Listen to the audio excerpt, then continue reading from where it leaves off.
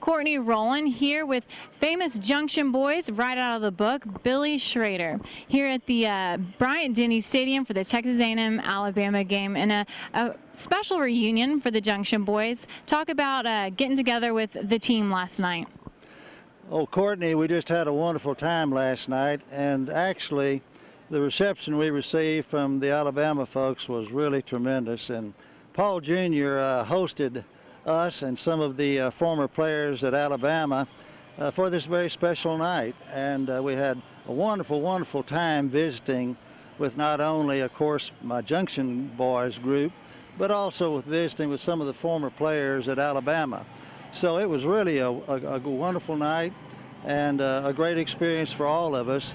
And every time that we get together, which of course is not all that often, but as we grow older, we realize and recognize that it's better and best to go ahead and do as many reunions as you can. And we feel so blessed that we were able to come through the things that we did. As I've said to a number of people, you know, if I'd known I was going to live this long, I'd have taken better care of myself. And you have a special story back from the Junction days. For those who don't know your story, can you explain it a little bit, in those days out in Junction, and what exactly happened?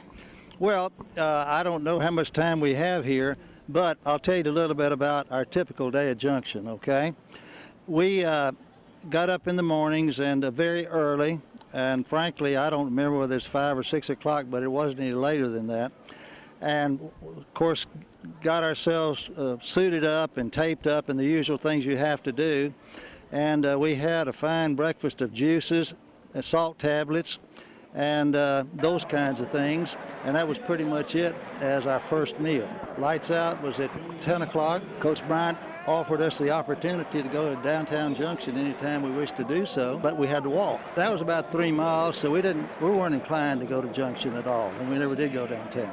Now, specifically what happened to me, we were working on defense against punt returns, and that sounds like, well, that's just a minor thing. But if you knew Coach Bryant, it was not. Every detail that pertained to success in football, he was well aware of. And we worked on that, and we worked on that. And by the way, we led the nation in defense against punt returns that year. But in the process of doing this, in the atmosphere that we were in, which was drought, high temperatures, and for lack of water.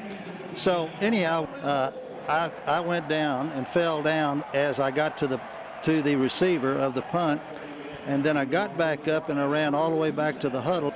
I got in the huddle, we lined up again, and when I got in my stance and I was in the line, I just fell back into Jack Pardee, who was our fullback at that time, and that was it. I didn't know anything else for quite a while, several hours. But they were able to get me. Billy Pickard, who is well known at College Station, Texas A&M, was a student trainer, had a vehicle out there, and he and Charlie Hall, who was a teammate, took me to Dr. Wiedeman's clinic.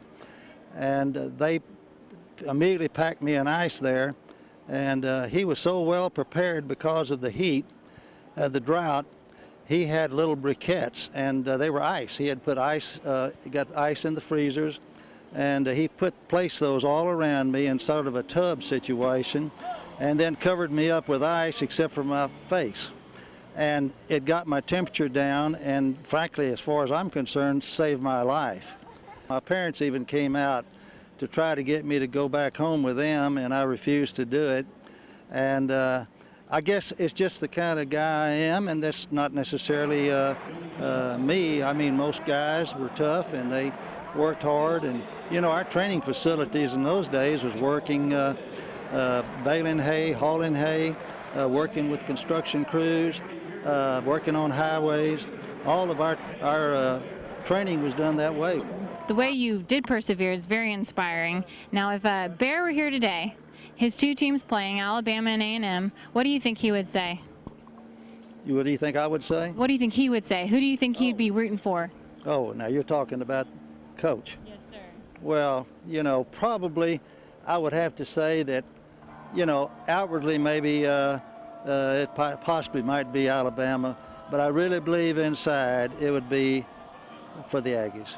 Yes, sir. Well, we appreciate you being here today to share your story. This is Courtney Roland for AggieYell.com.